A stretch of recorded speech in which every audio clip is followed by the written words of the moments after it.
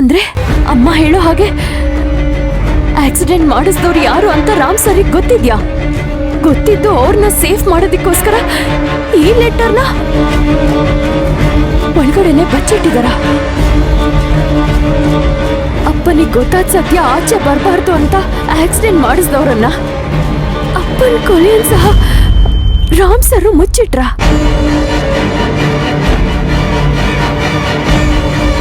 ಅಂದ್ರೆ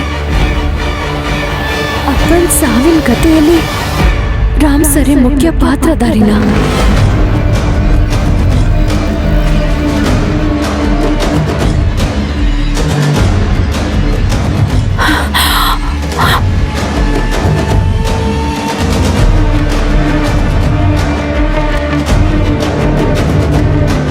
ಕಾವೇರಿ, ಏನ್ ಯೋಚನೆ ಮಾಡ್ತಿದ್ಯಾ? ಏನಿಲ್ಲ ಸರ್, ಹಾಗೆ ಸುಮ್ಮನೆ ಕೂತಿದ್ದೆ. ನೀನ್ ಸುಮ್ಮನೆ ಕೂತಿರೋ ತರ ಕಾಣ್ತಾ ಇಲ್ಲ, ಏನೋ ಡೀಪ್ ಆಗಿ ಥಿಂಕ್ ಮಾಡ್ತಾ ಇದ್ಯಾ. ಮನೆಗೆ ಹೋದಾಗ ತಾಯಿ ಏನಾದ್ರು ಹೇಳಿದ್ರ?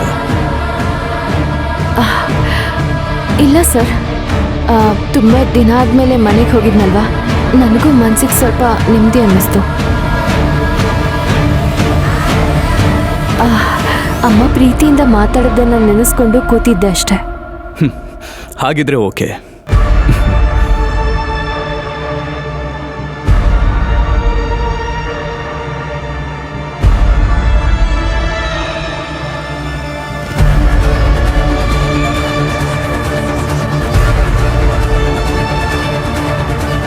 Okay Kaveri, good night.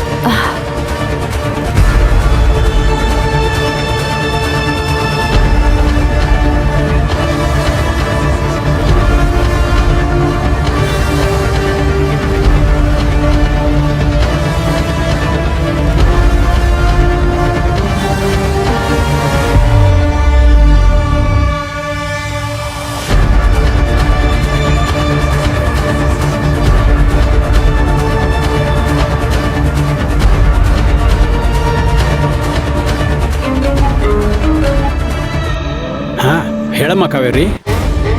ನಾಳೆ ಬೆಳಗ್ಗೆ ನಿಮ್ಮನ್ನ ಭೇಟಿ ಆಗ್ಬೇಕಿತ್ತು ದತ್ತ ಅಂಕಲ್. ನೀನು ನನ್ನ ಭೇಟಿ ಆಗ್ಬೇಕಾಗಿತ್ತ? ಏನಮ್ಮ ವಿಷಯ? ಅದನ್ನ ಭೇಟಿ ಆದಾಗಲೇ ಹೇಳ್ತೀನಿ. ಸರಿ, ಹಾಗಾದ್ರೆ ಎಲ್ಲಿ ಭೇಟಿ ಆಗೋಣ? ಆಫೀಸಲ್ಲಿ ಮಾತಾಡೋಣವಾ ಇಲ್ಲ ಮನೆ ಹತ್ರ ಬರಲಾ? ಬೇಡ ಬೇಡ, ಆಫೀಸ್ನಲ್ಲೂ ಬೇಡ, ಮನೆ ಹತ್ರನೂ ಬರೋದು ಬೇಡ. ನಾಳೆ ನಾನೇ ನಿಮ್ಮ ಮನೆ ಹತ್ರ ಬರ್ತೀನಿ. ಸರಿಯಮ್ಮ ಕಾವೇರಿ. ಏನು ವಿಷಯ ಅಂತ ಕೇಳಬಹುದಾ? ಫೋನಲ್ಲಿ ಮಾತಾಡೋದು ಬೇಡ ಅಂಕಲ್, ನಾನೇ ನೇರವಾಗಿ ಹೇಳ್ತೀನಿ.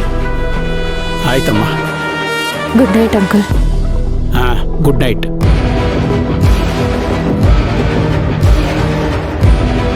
ಅಪ್ಪ, ನಿನ್ನ ಸಾವಿಗೆ ಯಾರೇ ಕಾರಣ ಆಗಿರಲಿ, ಅವ್ರನ್ನ ಮಾತ್ರ ಬಿಡೋ ಮಾತೇ ಇಲ್ಲ.